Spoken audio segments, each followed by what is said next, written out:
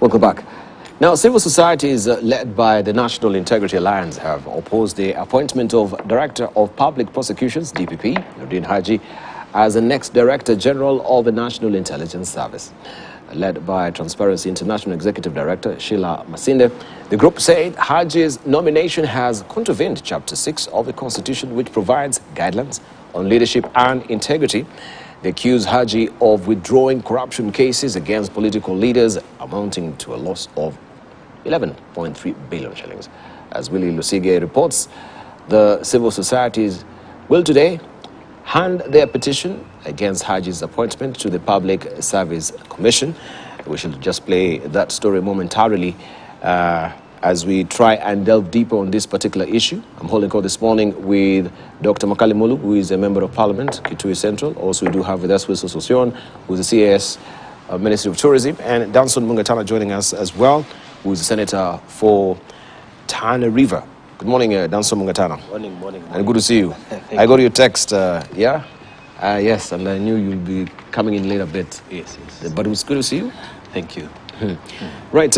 In fact, before we even delve deeper, I wanted, because now you're the chair of the ad hoc committee that the president really constituted to investigate the issue to do with the Shakahola massacre. First of all, I can see from the dailies that we have the Member of Parliament of Tongaren who is seeking to upgrade the road that is leading to the church of Yesu of Tongaren. Yes, so that he says, according to him, he's been having people coming in droves to see him, and right now also international visitors are coming to see Yesu of Tongaren as well. So we should be given that smooth way to his church, as it were. So you, as the chair of ad hoc committee on this, what would you want to say? This is a Member of Parliament, John Chikati. I think he's a very good politician. He's taking advantage of the situation as it is. And it's a good move. If it is budgeted for, and why not? Why not? They should have a good road to that place. But that aside... To John... and why not? Yes, of Tongaren. And why not? You know? I'm sure he had made the request for a long time. Now he has a stronger reason to get that road. So he's just being a good politician. But for me, just first to correct, the ad hoc committee was not set up by the president. The president has no such powers. When it comes to Senate does its own things, independent. What the president did is to set up the commission, the commission on the Judicial Commission of Inquiry, yes, which he gazetted, and the task force, the Presidential Task Force, which he gazetted. But that is totally independent of what... It's the remit of a Senate, yeah. For Senate, we have a specific mandate. For us is to get deep into what happened exactly, and then come up with legislative and regulatory network that will, framework that will ensure that these things do not repeat themselves. So we've done quite a bit, and a lot of what we are going to report within 90 days, it will be shocking to the nation. I'm very glad that the press is doing its bit, but even the press has its limitations, because there is some information they are not allowed to air. But our report will go into the entire story, the things we saw, the information we received. And we are not like a judicial inquiry, because a judicial inquiry will be evidence-based. The case in court is evidence-based. But as we receive all information and even suggestions on the way forward. So far we've listened to church leaders, we've listened to Muslim leaders, we've listened to civil societies, NGOs.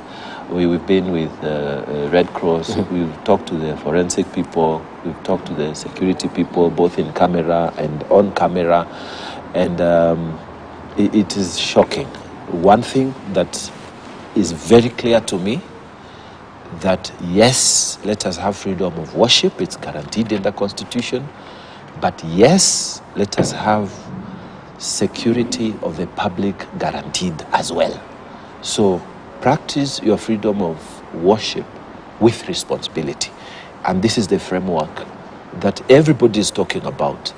So we are still receiving information, but so far that seems to be the thinking of most of the people who have come before us, that we cannot leave things to be the way they are. So that's what I'll say so far up to where we are. Yeah. Okay, thank you. Thank you very much.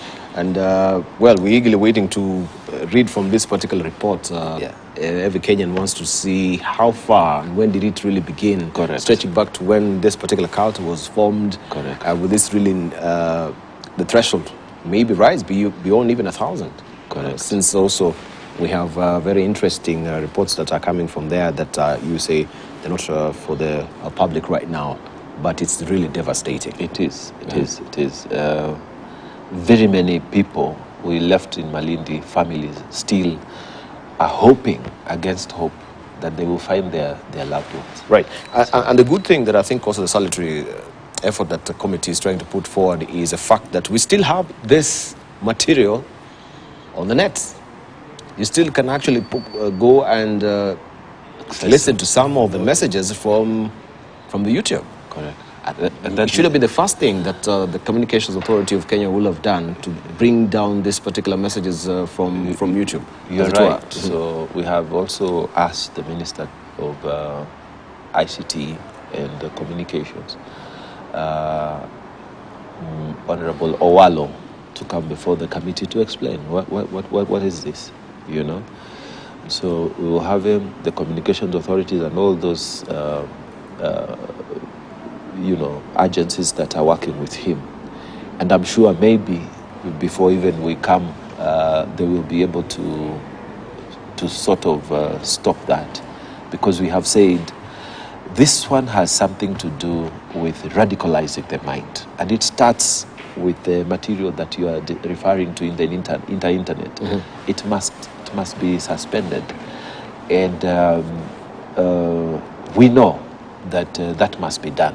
You know, even if it looks very, very, because at the beginning it was not radicalized. It's as you go on. So if you start following, you get hooked, then you may start thinking that you need to go to Jangwani in Shakahola for you to meet Jesus, So it starts slowly. So this material definitely must get out of the internet. Thank you.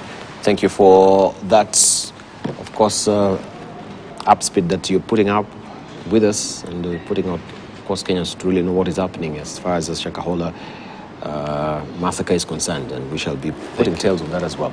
We just want to follow up with that particular story on civil societies rejecting Haji's nomination, then we'll delve deeper into it, which is up next, a story by Willie Lesige. A few days after President William Ruto nominated Director of Public Prosecutions DPP Haji as the next National Intelligence Service NIS Director General, trouble is brewing because of his conduct as the DPP. Tunamkosoa Rais Ruto kwa kunuia ama kwa kumteua Nurdin Haji awe mkuu wa ujasusi katika nchi yetu. In objection to Haji's nomination, the Civil Society Alliance argues that the DPP is unfit to hold the office since his conduct at the helm of the Office of the Director of Public Prosecutions, or DPP, has been questionable, particularly after dismissing 8 graft-related cases that were linked to top individuals, some of whom have been appointed into government offices. In the past 8 months, Kenyans have been astonished by a pattern of the withdrawal of corruption cases involving certain politically connected individuals, a number of whom have since been appointed to executive positions, which raises doubts about the DPP's impartiality and his commitment to fighting corruption. Questioning Haji's past actions while serving as the DPP, Kenyans have been astonished by the pattern of the withdrawal of corruption cases involving certain politically connected individuals, which raises doubt to the DPP's impartiality and commitment to fight corruption. A clear indication that he failed to exercise authority in a manner that promotes public confidence in the integrity of his office, contrary to Article 73 of the Constitution of Kenya. Civil societies have further stated that were the withdrawn cases handled ethically and the persons held accountable, a total of Kenyan shillings 11.3 billion will be recovered to benefit Kenyans amid the economic crisis. If these 8 cases which we have listed had been successfully adjudicated to a conclusion, Kenyans would have recovered about 11.3 billion shillings. They have therefore vowed to file a petition to the Public Service Commission (PSC) on Monday to seek Haji's removal from his current DPP position on grounds of gross misconduct, incompetence and non-compliance with Chapter 6 of the Constitution. We will be filing a petition to the Public Service Commission for the removal of Mr. Nordin Haji as the Director of Public Prosecutions on the grounds of gross misconduct, incompetence and non-compliance with Chapter 6 of the Constitution of Kenya 2010. They have also vowed to submit a memorandum to the vetting committee in the National Assembly expressing the same concerns, affirming that they will move to court if Haji is cleared for the appointment. They have also called upon President William Ruto to reconsider alternative candidates who have proven to have a commendable track record. In case Mr. Haji sails through the sieving process in Parliament, we are prepared to challenge his appointment in the courts of law. DPP Haji is expected to be vetted by Parliament's Defence and Foreign Relations Committee, after which the President will officially appoint him to the position. Very interesting also, editorial cartoons, that we have the shareholders list. As you can see, the white as cotton, that is the detergent that is being used to actually wash this, some of his political rejects, and some of them that were actually embroiled in corruption, but they have been appointed and given plum jobs by the current administration. The shareholder list continues, and you can see they are ticking the boxes right away. You can see a lot of that white as cotton detergents. Many of them have been used. And gotta say is, reset your TV. Reset your TV sets back to 1992. It's about to get ugly. Makalimu, what do you look at this particular editorial cartoon and the detergent as well? What do you have to say? And in light of what we've just heard from the Transparency International CEO, Sheila Masinde, and some of his leaders as well. You know, Dubai, I wish that maybe Honorable Sosian could tell us what is the thinking behind this appointment before we start. Just tell us what do you think about this detergent? So that before we start talking about it. And the shareholders list. Dibal, I think Makali Mul is asking me to speak first. To comment on to comment first. Now, this is an individual's own thinking. This is the thinking of one person. That is not what it is. And, trying to insinuate that some people are being But don't you think it really dovetails? No. It dovetails with what we've had from it doesn't. It doesn't. This is just but media mischief.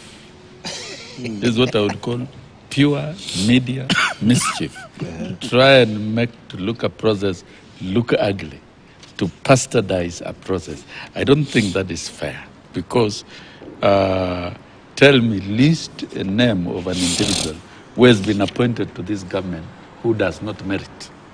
You must cite grounds. You must give evidence. And from where I am as a labor leader, when people are given jobs and they merit, let them take up those jobs and do them, because they've been appointed by the relevant appointing authorities, knowing the skills they come with, their capacities and their abilities.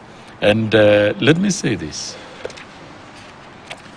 Kenya Kwanza was elected by the people of Kenya, and the president was elected and declared president. Formation of government and appointment of people to government is the prerogative of the president. He has done it, is continuing to do it, and whatever efforts to bastardize the formation of government by President William Ruto will not work. We've seen so many court cases. There are court cases against the appointment of permanent secretaries. There are court cases against the CSS. It's ongoing. We are not talking about that one.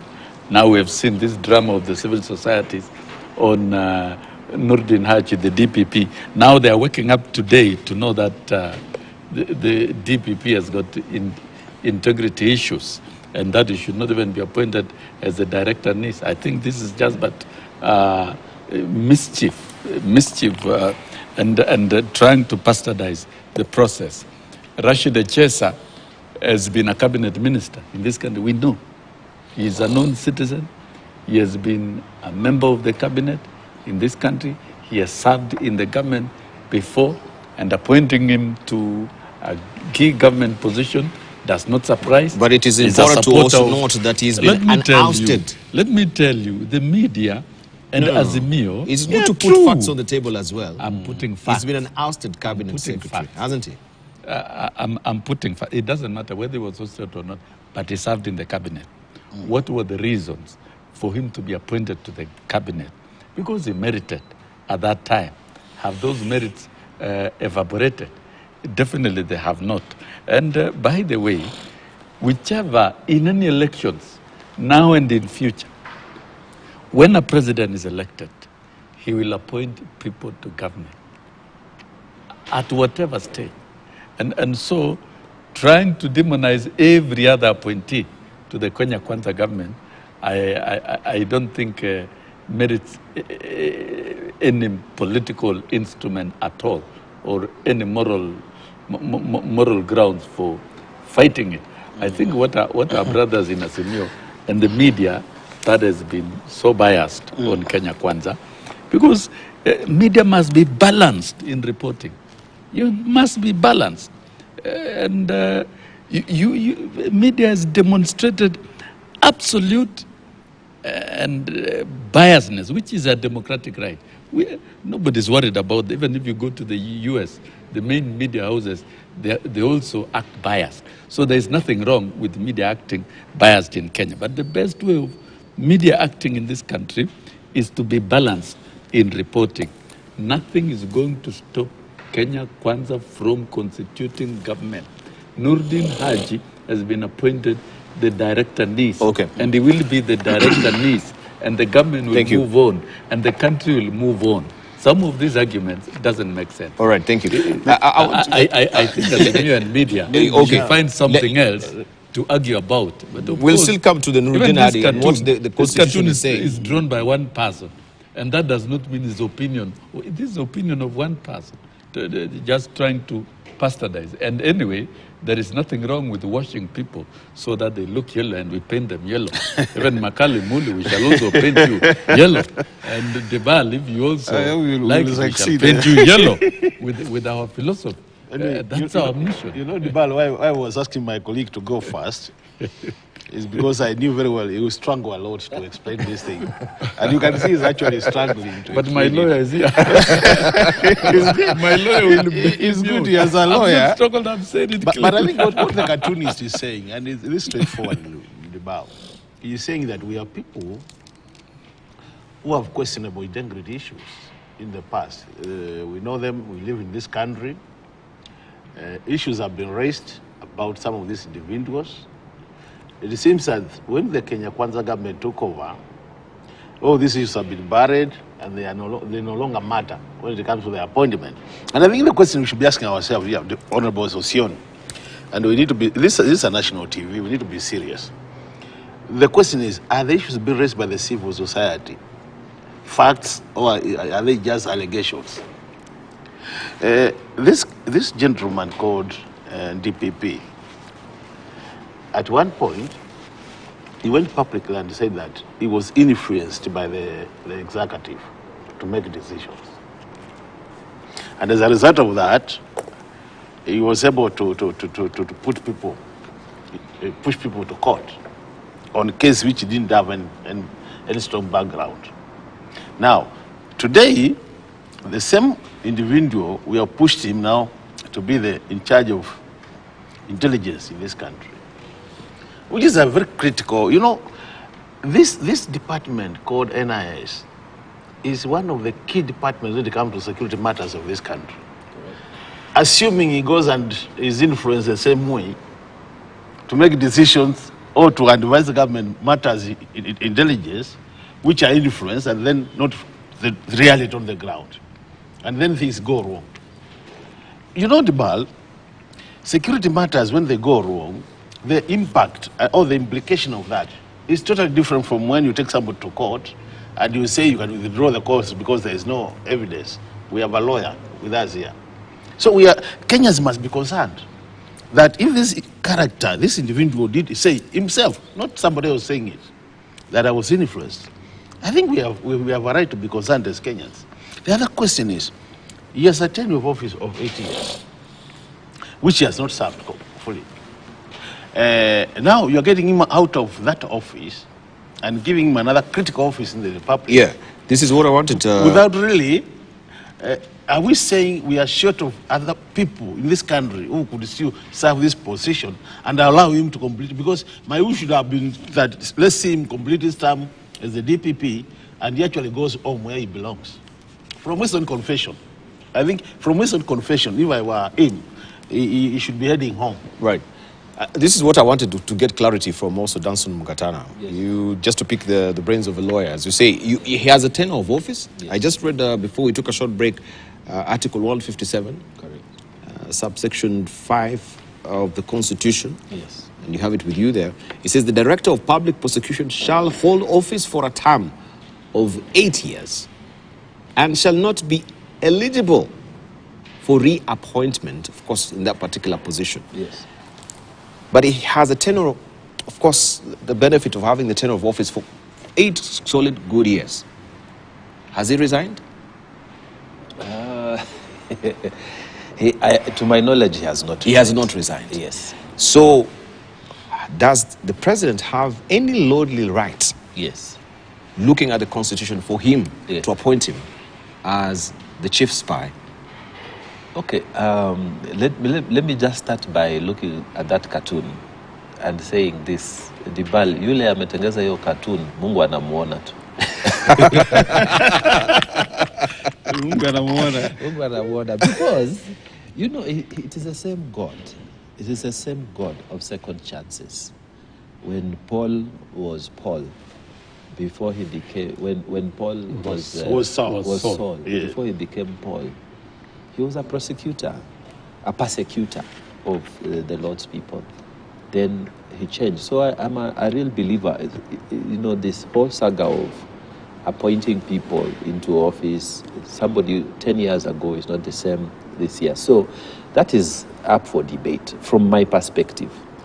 But on this, let me just say, on this DPP question itself, I wanted to say this, and in response to what the civil society arguments are on the table, I wanted to say this.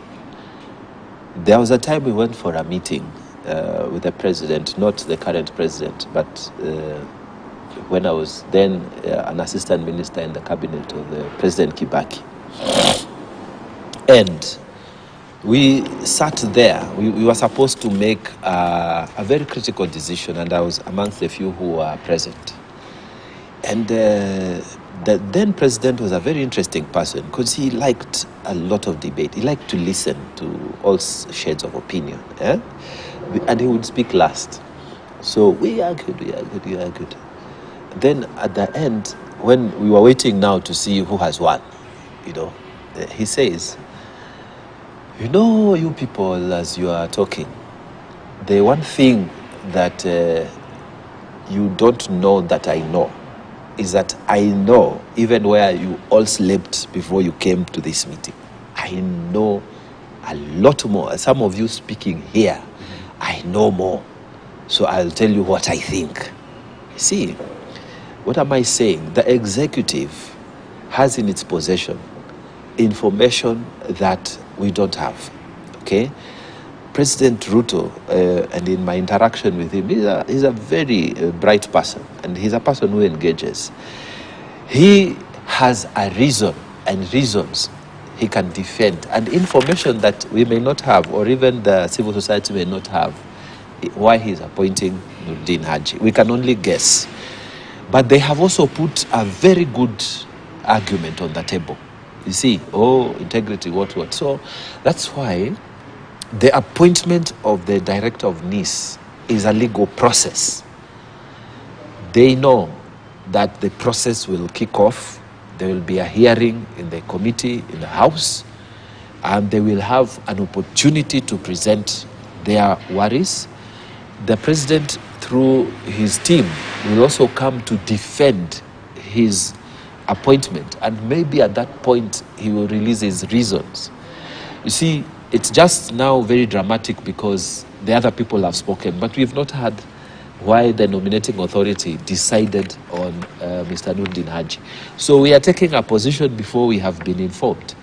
So because of the fact that it's a legal process, for me, I am happy to hear what the civil society has said. It's okay, and we believe in that openness of society. It's critical for our democracy. But we must also give a chance for the nominating authority to defend that position in the parliamentary committee, because there'll be a report, it will be debated, and it will be agreed whether this person is worth the appointment or not. And they will also have their say. And they have also stated that if you are not happy with this and what, you'll go to court.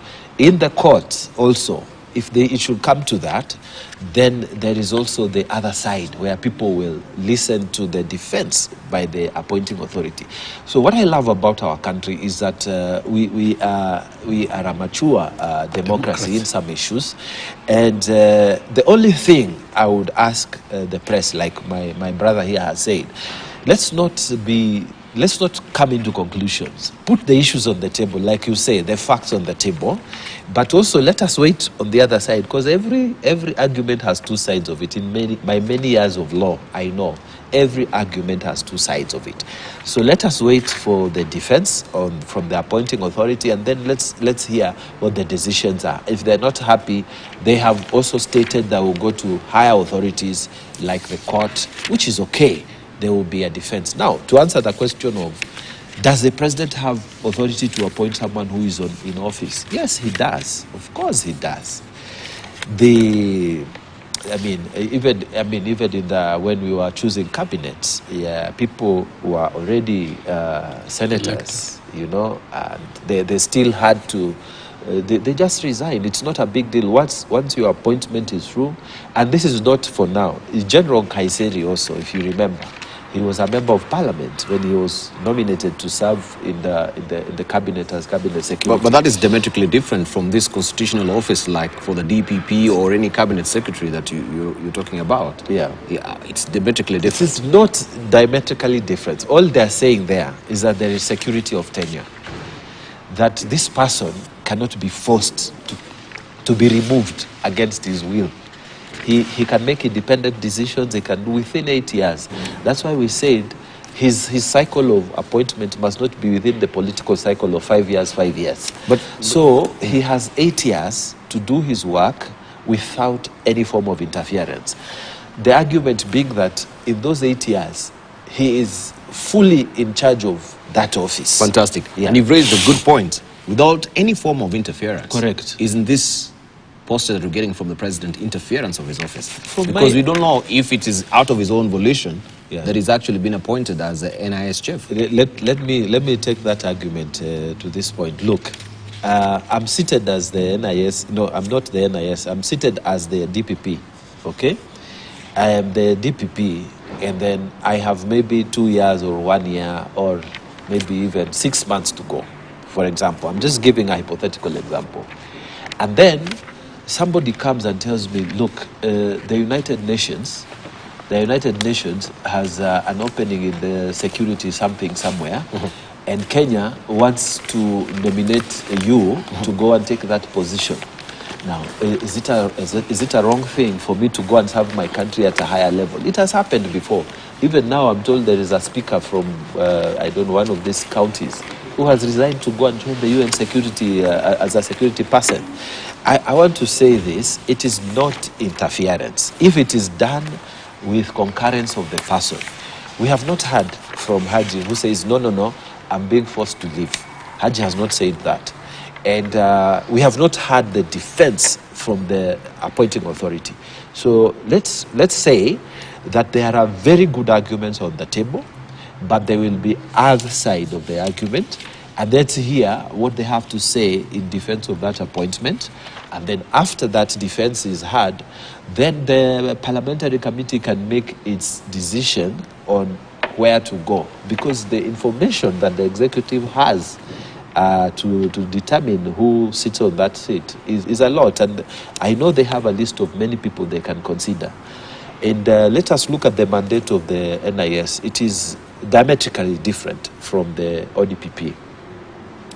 NIS is to provide, Article 242 of the Constitution, is to provide intelligence and counterintelligence. And remember, Haji was in that setup, you know, to discuss, he was in a senior position in that setup before he moved out, okay? So from my position, if the president believes that you can do a good job as an intelligence person, then why not? It is like also something close to the Attorney General. It's a big office that's supposed to advise the president. The NIS, also 242, it's also supposed to give us information. So I'm looking at it this way. If he comes, let's not assume things. If he comes out, Haji, and says, no, I don't want, what will happen? Nothing will happen. If he comes today and says, no, thank you, Your Excellency, I don't want this position. I just want to go home, as Mheshimiwa said. There's nothing that can force him to go there. So for me, I think we are making a big issue out of this. No, it's not big. It is, because people are arguing integrity and what, and yet we have not had the other side. It's not a matter of being a big issue. It's a matter of actually following what the Constitution really has stipulated. Yes. As a due diligence. Because if today is the DPP, tomorrow it will be the CJ. That actually, you know, you have a tenure of office as a CJ, but the president now has the liberty to appoint you for any other position. No, he nominates you. You can say yes or no. You can say yes or no. You see, the media is making assumption. It's not even an assumption. It's, you know, because he's the president. You know, if the president really, you know, nominates you as Makali, how then will you? I mean, is the overshadowing authority, so to speak? You can accept. Right? You can not under compulsion. Well, if you don't accept it at the end of the day, it might appear or give the impression, you know. No, just a moment. I'm just trying to. No, we're human beings, psychologically just speaking. Let's just calm down. And psychologically speaking, he's a president. Yes. And it's sort of you being shoehorned, Dr. Makali, to accept another position. Like you're the CJ today, but we want to appoint you to be the NIS chief or any other position, or the Auditor General, for that matter.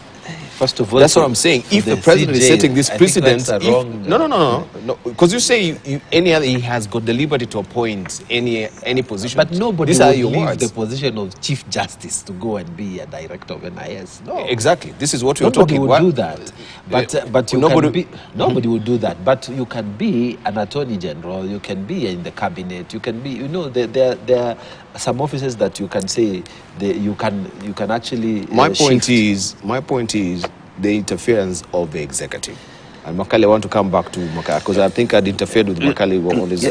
If you'd finished, you'd finished. I don't finish. I don't finish. And you know, the bar I see you struggling a lot with the Constitution.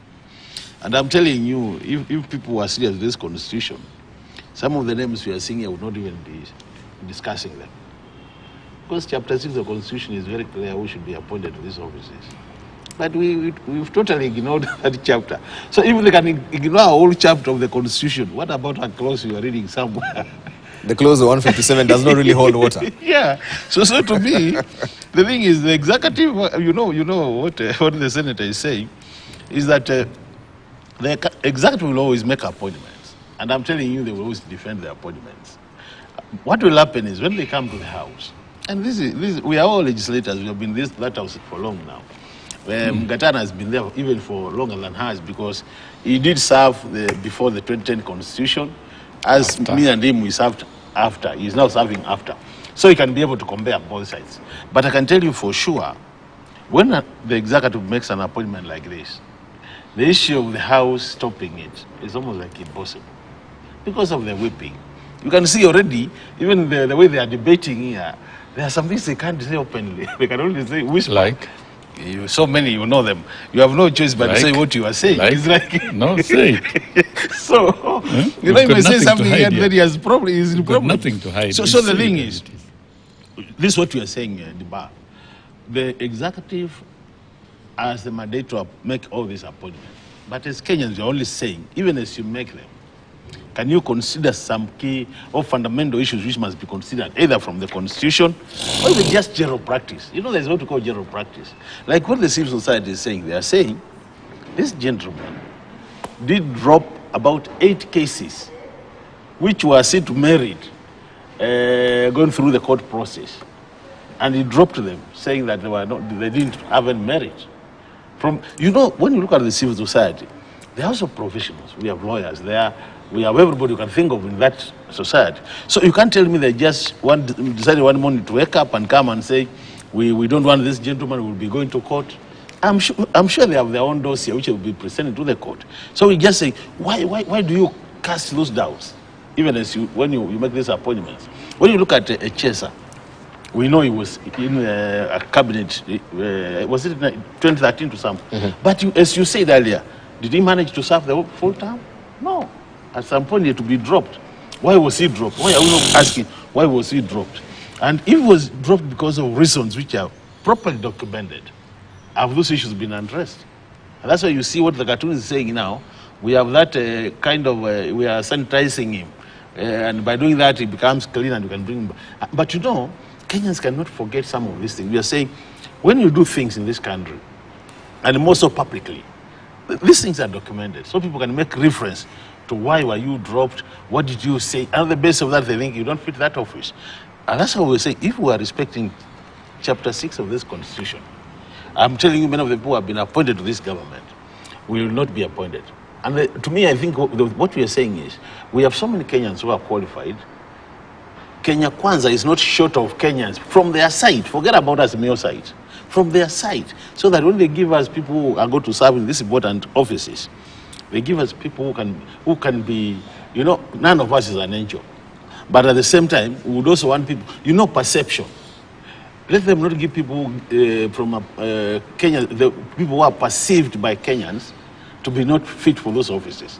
Because from the word go, then you erode the public trust in those offices. And it is very clear in the Constitution, most of us are serving these offices for purposes of serving Kenyans, and Kenyans must have trust in the people serving those offices. So when you erode that trust, what are you doing to the office? You saw what happened in KRA. It was a matter we debated, you remember? Mm-hmm. Now we are in DPP, we are debating. We have this Mosho Moja, which is here, which is here being debated. You know, Sosioni, we are also debating their position. So it's like every office that they are appointing, people are debating. Instead of just agreeing. Debating everything. Yeah, everything we are debating. So why don't you just allow us to make appointments here? Kenyans are not debating about them. Thank you. Maybe Sosioni should also go to page 14. Is it of a Daily Nation, where Makali Molo is talking about your position that is being contested as well. And we have court order. You can see the court order is actually, there's a padlock there of the entrance of the CSs, but they're going through the window. No, this is also... Yeah, this is through the window. This is also a bit biased. This is a story of nation, and nation has to prove that there is contempt of court. The fact of the matter is the CSs were appointed after a court approval by the Employment and Labor Relations Court, interviews at the public service, sworn in at State House after gazettement. But when the order came out, I don't think I'm aware of any chief administrative secretary who has gone to office. They still bear those titles because they have not been scrapped. They are appointed to those particular offices. And if people are seen with the president in a public event, like yesterday I was with the president in Isiolo, and we've joined the president because we are part of Kenya Kwanza, it doesn't mean we are practicing in those particular offices. I think this is a fallacy, it's a creation of a non-existent issue, and none of the CSs has violated the orders of the court, nor even attempted to deride the courts in what it is doing. Let the courts do their business. And Tibal, what we are discussing here is a process that we brought to this country through this constitution. There before, an appointment of the president on anybody was final. And after this constitution, that is why we have room to canvass right from the president. An election that is conducted and votes are counted, and Kenyans can verify through the portal at IEBC. We are still questioning up to date and looking for the server. We've not settled. And after the president, maybe the only thing that has not been challenged was the cabinet. But if you look at the processes of vetting members of the cabinet, there were also questions raised in the National Assembly. The PSS, there were questions. CSS, there are questions, and all others. Even questioning a high caliber professional of a person of Nurdin Haji looks even quite interesting. This is an officer who has been at the National Intelligence Service for a long time before moving to DPP. And of course, what is stated as the director DPP, that there was a lot of coercion from the state, we believe it is true. Because all these individuals that the civil societies and Makalian team are mentioning, even the courts could not progress with those particular cases for want of evidence. And so what is stated, we believe is true. This is a different political dispensation, and people are confessing and telling us the truth. So appointment of Nurdin Haji, I don't think we are simply making politics out of it, but he merits, and the clause that you are trying to quote gives only a limit of 8 years. Anybody can retire or can resign or can move to another job, even on the 4th year. And the position of the director, NIS, is one of the highest positions. Is of course definitely higher than ODPP, and that is a promotion. What is wrong with promoting people? And there is no difference between constitutional officers and state officers. They are all Kenyans. And if in the eyes of the president, he has identified Nurdin Haji as somebody coming with experience in the criminal justice world, somebody vast with experience in the National Intelligence Service, combined with all that and with the credentials and professional capacity, he feels that he should be the next NIS chief as the president, and he has appointed him, so be it. But that doesn't mean all the appointees of the president cannot be questioned. There is a parliamentary process where members of parliament question, and the members of the public give their own representations and petitions and objections if they have any. And if you don't trust that process, there is our judicial system. You can move to court, file applications, and be heard. And so all the openings do exist. I think we are a good democracy by any standing. And so anybody with any issues that they feel are legitimate, bring them forward. The president has pronounced. I don't think Nurdin Haji has been sworn in as a director, is not yet. And that is why there is room for vetting, for all that process. And it's about almost 3 steps: the National Assembly and the courts, if they so wish, and eventually the president. So those 3 steps are good for us. And we cannot make politics out of this. I think this is just jilted bitterness by Asimio and those and their groups that they are mobilizing left, right, and center to try and bastardize the formation of government and program. But I think the president should be led to complete constituting his government, get everybody on board as required, so that he can work on what he promised Kenyans. 1 year is almost down the line, and I think this is all interference to try and stop the president from delivering his manifesto. Why? Everyone knows that the manifesto by Kenya Kwanza and the 5 pillars are good. If they are delivered, then All right. there will be no Hold on here contest from Gatana. on We'll the come- we'll presidency circle in back with you. 2027. Thank you. So all this is but mere politics being cooked to slow down the delivery of what the president.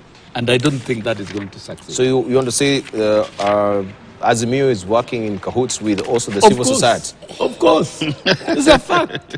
Where is the fact? Yes. How where? You tell me the facts. How? Can you prove that they are not? I mean, the civil society. Prove that they are not. They are apolitical. No. Prove that they are not. They are apolitical. No, we know. Yeah. We live in this country and we know. We live Okay, in this can we country. hear and from know the Gatana? mechanics We'll of circle- politics, just a moment. the mechanics of collusion, and this is not going to get anywhere. Okay. They are working together. Allow me to bat it just That's to a fact. rope in I wanted Gatana. to comment on the issue you have raised about the CASs, the CAS. As Senator from Tana River, we were very happy that we got 2 appointed on that date that the president listed the names.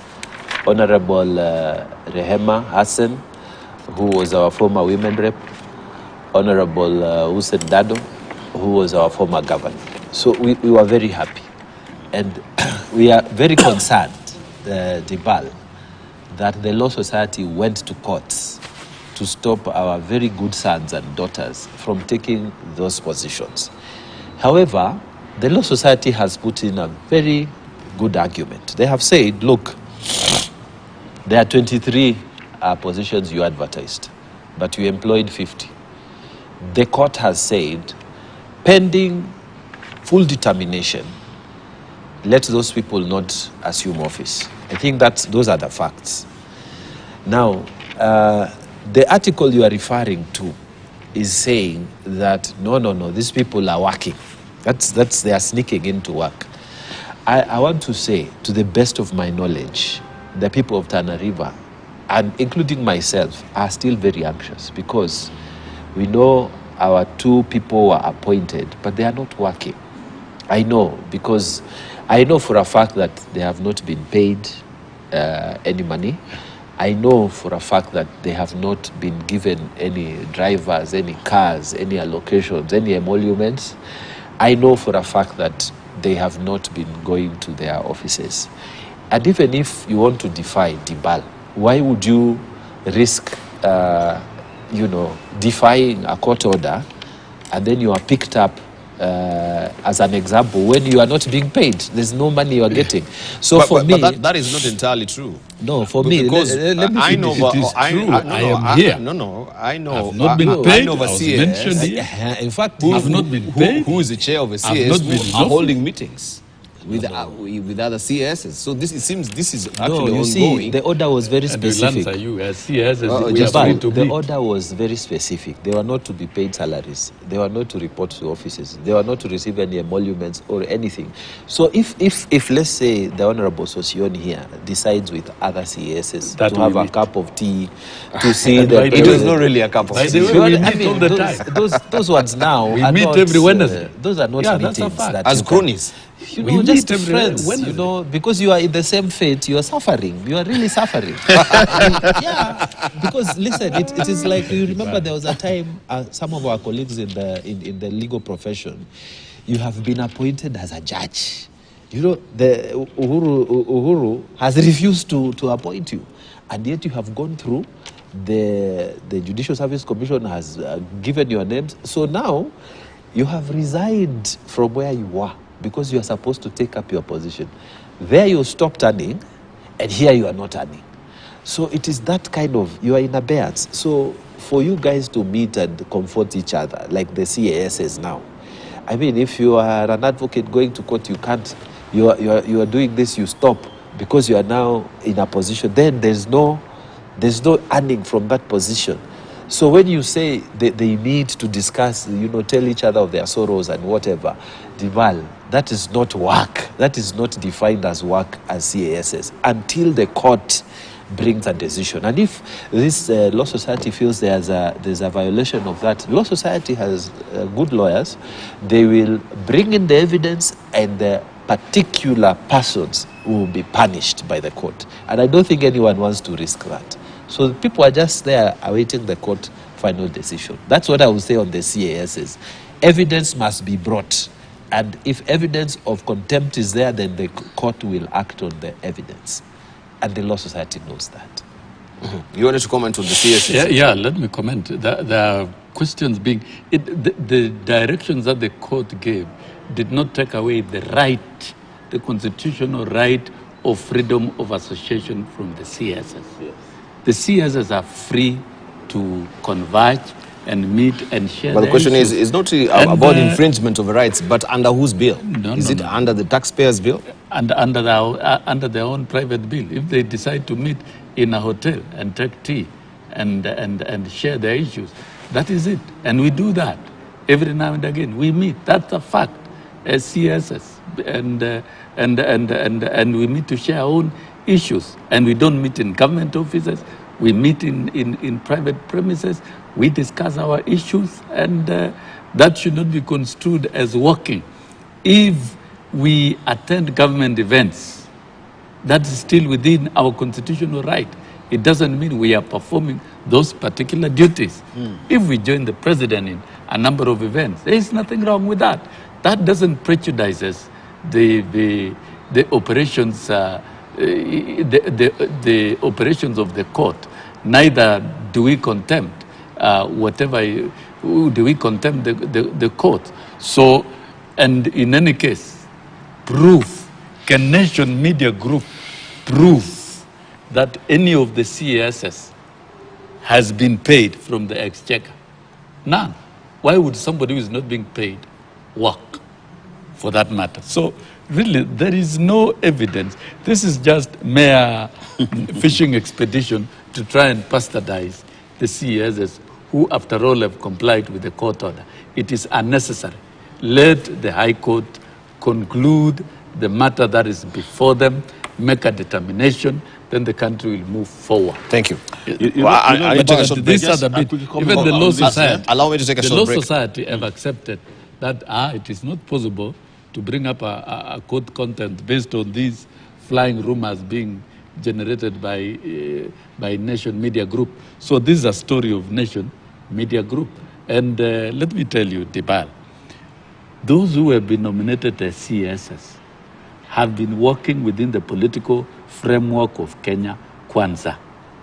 They talked of Dennis Itumbi. Dennis Itumbi has been working in State House for all the while. And when this order came, he went back to do his job. He is a chair of the celebrations committee, and so he's doing his original job and assignment, and everyone else is doing whatever they're doing. So this is just but a messy story, and I don't think credible media can reduce themselves to these particular levels. It's not right. It seems to have really touched a raw nerve. No, not raw nerve. Facts. These are facts. You know, Dibal, can you prove that I've been paid? Let me take a short break. I'm here with you. Can you prove that I've been paid? You are the one who can say it. Yes, have you been paid? Maybe tell us. Yes, He doesn't really check into my account. I'm a chief administrative secretary by name. And I still go about my work. You invite me to your media house to talk about tourism. I'll always come. That doesn't mean I'm gagged from talking about tourism, talking about education. I've been here for those programs. I'll talk about it. My freedom of speech remains. You can't take away my constitutional rights simply because a court order has barred me from attending office. I'll continue talking, even if it means accompanying some. Can I just say, we need to wind up here. Can I wind up with you? One second. Then we circle back with personally, I have no problem in the appointments, who has been appointed, but you know what has happened is, because this set of technology, you know, a few of your colleagues who are chief administrative secretaries have actually tweeted and say they are indicated they are engaging in official. So this can't be just from nowhere, I'm sure.